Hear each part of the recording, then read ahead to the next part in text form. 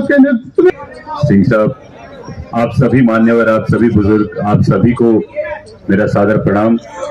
ये जो EPS 95 का जो मसला, ये बहुत दिनों से आप इसके लिए आंदोलन कर रहे, धरना दे रहे, लेकिन बार बार होने के बावजूद अभी सिंह साहब ने जैसा कहा कि आदरणीय प्रधानमंत्री जी ने आपको 2 बार आश्वासित किया, तो मुझे लगता है देश के जो 75 लाख से ज्यादा ये जो आबादी है जो EPS के इंतजार में है, ये आबादी, मैं माध्यम कर्मियों से, उनके माध्यम से ये पूछना चाहूंगा आदरणीय प्रधानमंत्री जी से कि आप रैलीज में, सभाओं में भाषण देते हैं कि आपकी गारंटी पे भरोसा है, देश को भरोसा है, तो EPS वाले इन लोगों ने आपका क्या नुकसान किया कि आपकी गारंटी इन तक नहीं पहुंच पा रही है? ये सवाल आदरणीय प्रधानमंत्री जी से बनता है। अगर महज 1171 रुपए में कैसे गुजारा होगा? जो महंगाई बार बार बढ़ती जा रही है, दवाइयों का खर्चा, पेंशनर होने के कारण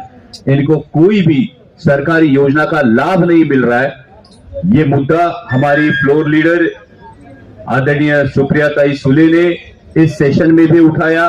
मैं आपको आश्वस्त करना चाहूंगा कि जैसे ही संसद में मौका मिले, ये मुद्दा वापस पुरजोर तरीके से ये मैं उठाऊंगा, क्योंकि जैसे आदरणीय प्रधानमंत्री जी कहते हैं कि हम अमृत काल में हैं, लेकिन ये अमृत काल जो ये देश जो बना है, ये देश श्रमिकों के पसीने से बना है। ये बात आदरणीय प्रधानमंत्री जी ने ध्यान में रखनी चाहिए, सरकार ने ध्यान में रखनी चाहिए। और श्रम मंत्रालय से मेरी गुजारिश है कि जल्द से जल्द इस पे हल निकाले। और ये जो महंगाई बढ़ती जा रही है, ये महंगाई के हिसाब से जो 9.5 लाख करोड़ की पेंशन सरकार के पास जमा है, अगर सरकार G20 के आयोजन पर हजारों करोड़ खर्चा करती है, तो इन बुजुर्गों का सम्मान करने के लिए इनके पेंशन में बढ़ोतरी क्यों नहीं करती? ये सवाल मैं आपके तरफ से जरूर संसद में उठाऊंगा। इस पूरी लड़ाई में आदरणीय हमारे नेता जी भी कल आए थे, वो हमारे अंबेगांव की सभा में भी थे, आंबेवाड़ी के,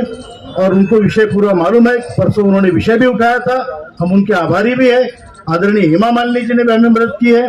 तो हो सकता है जो लोकप्रिय पर्सनैलिटी उन्होंने गारंटी दी थी, वो गारंटी का क्या हुआ, ये देश जानना चाहता है। और ये महज 1171 रुपए में इन बुजुर्गों का कैसे गुजारा होगा, ये भी मुझे लगता है राजनीति से परे होकर मानवता के दृष्टिकोण से सरकार ने अहम इसे प्राधान्य देना चाहिए और इनका हल निकालना चाहिए। क्योंकि जो देश आज हम बोल रहे हैं अमृतकाल चल रहा है, लेकिन ये अमृतकाल में आने तक इन श्रमिकों के मेहनत पे देश बना है।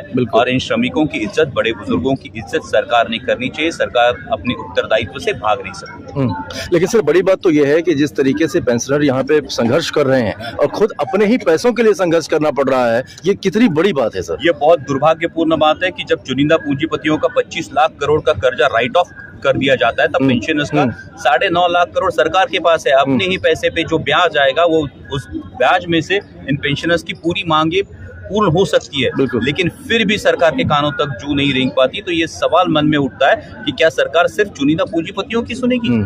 सरकार अगर हजारों करोड़ G20 के आयोजन में खर्च करेगी, सरकार अगर हजारों करोड़ अपने विज्ञापन पे खर्च करेगी, तो इन पेंशनर्स के बारे में सरकार क्यों नहीं मानवता से सोचती है?